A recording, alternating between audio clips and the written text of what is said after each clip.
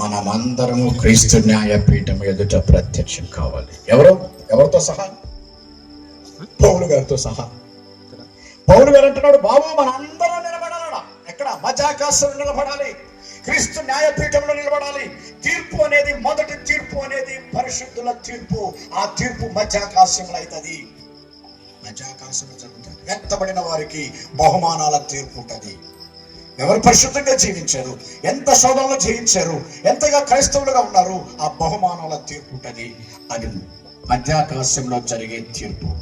అది మంచిదే కానీ చెడ్డదే కానీ ప్రతి విషయము దేవుడు తీర్పులోకి తెస్తాడు. అందుకే బైబిల్లో గ్రంథాలు ఉంటాయి. పరలోకంలో గ్రంథం అంటారు, గ్రంథాలు ఉంటాయి. గ్రంథమేమో ఎవరు పరలోకం పోతారో వాళ్ళ పేరు ఉంటుంది. గ్రంథాలేమో ప్రతి వాని ఒక్క పేరున, ఎవడి పేరున వాడి గ్రంథం ఉంటానే ఉంటుంది. ఈ రోజుల్లో కంపెనీలో కూడా అట్లా ఉంటుంది, మా కాలేజీలో అట్లా ఉంటుంది. మీరు ఎవరైనా చేర్చండి, మీరు ఎవరైనా తీసుకొచ్చి నా దగ్గర చేర్చండి, ఒక అడ్మిషన్ బుక్ ఉంటుంది, ఆడి పేరు రాస్తాం. ఆడి తర్వాత వాడి పేరున ఒక ఫైల్ పెడతాం, దాని గ్రంథములు అంటారు. ఎవరి పేరు రాస్తారో అడ్మిషన్ రిజిస్టర్ ఏమో జీవ గ్రంథం అంటారు. అది నిత్య జీవము పోయే వాళ్ళ పేర్లు ఉంటాయి, నరకానికి వాళ్ళ పేర్లు ఉండవు. ఎవరి పేరు జీవ గ్రంథం ముందు రాయబడలేదో వాడి అగ్నిగుండంలో పడేస్తారు.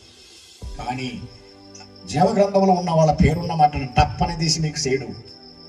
నాయనరా, నీకు ఒక గ్రంథం ఉన్నది, నీ పేరున ఒక గ్రంథం ఉన్నది.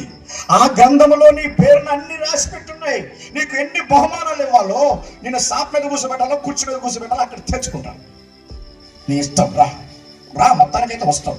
క్రీస్తు రక్తంలో కడుగబడిన వారందరూ వస్తారు. ఎవరు సాప్ మీద కూర్చుంటాడో, ఎవరు కుర్చీ మీద కూర్చుంటాడో అప్పుడు తేలుతుంది.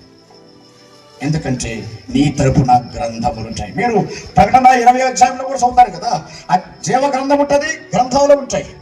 దానిల గ్రంథంలో కూడా గ్రంథములు విప్పబడను. గ్రంథం కాదు, గ్రంథములు. ప్రతి వాని పేరున ఒక గ్రంథం ఉంటుంది. మరి నీ పేరున గ్రంథం ఎంత ఉందో చూసుకో. గ్రంథములు అనే మాట మర్చిపోకండి. ప్రతి వాని పరిశుద్ధుని పేరున ఒక గ్రంథం ఉంటుంది. మరి పాపుల పేరు గ్రంథాలు ఉండవు. ఎందుకు? అది వేస్ట్.